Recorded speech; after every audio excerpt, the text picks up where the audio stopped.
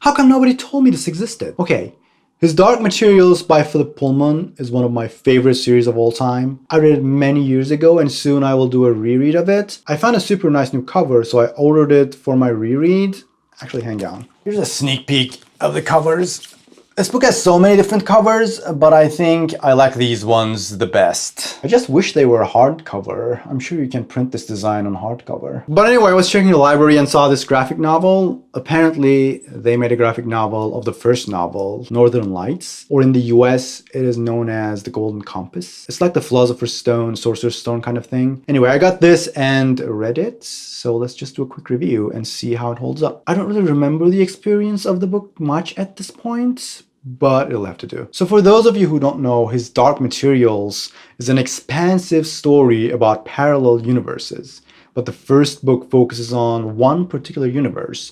In this universe, every person has an animal familiar with them called their demon. It's almost like a part of their soul. Children's demons shapeshift into different animals until they settle into one animal. The demons also speak, so in this world, people are never alone. You cannot separate a demon from their person more than a certain distance, and you do not touch other people's demons. Oh, there are also flying witches and talking armored polar bears. And I'm not even talking about the second book. It's a very interesting universe. The protagonist is a sort of a rebellious, scrappy young girl named Lyra. She lives under the protection of a college as an orphan. Without getting into spoilers, the plot of the first book is that there are some people kidnapping children and performing experiments on them. They kidnap Lyra's friend, so Lyra runs away to find her friend. And the adventure turns into something much bigger. The first book is relatively contained, although let's not get into other books for now. All I can say is that the second book is certainly not political intrigue. Now, if we get back into this graphic novel, let's start with the art style. So normally I would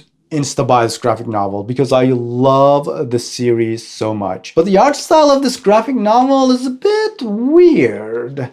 It's not very attractive.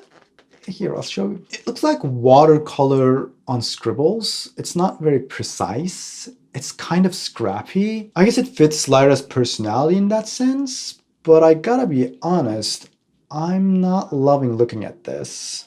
Like, it is fine, but I like more precise, colorful art styles in my graphic novels. I really wasn't crazy about this art. There's one thing I like though. It has almost like a cinematographic color grade to its scenes. Like this scene has a kind of a green color cast and switches into a pink cast and then back into green. It's designed like this all over with deliberate color cast. I thought it was a cool design choice, but other than that, it's not trying to do anything extra. It's not trying to bring anything to the story. It's kind of serving the story, which is not necessarily a bad thing, but I'm having difficulty understanding why we needed a graphic novel in the first place then. As far as I remember, it follows the original story pretty much beat by beat. Obviously, you lose your viewpoint character and internal thoughts, so you don't get to connect to the character as much. But as far as the plot goes, you could probably just read this and then move on to the second book and be fine. But don't do that.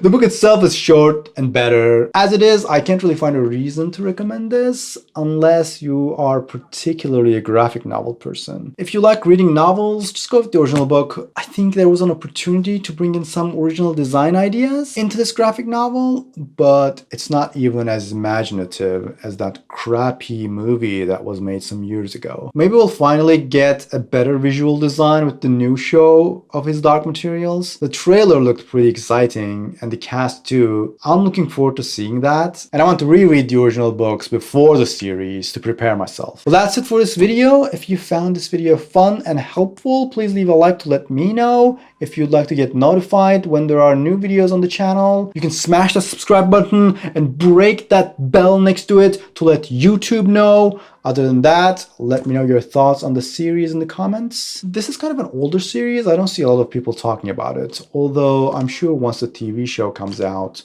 everyone will be talking about it, because Lin-Manuel Miranda, am I right? Anyway, see you next time.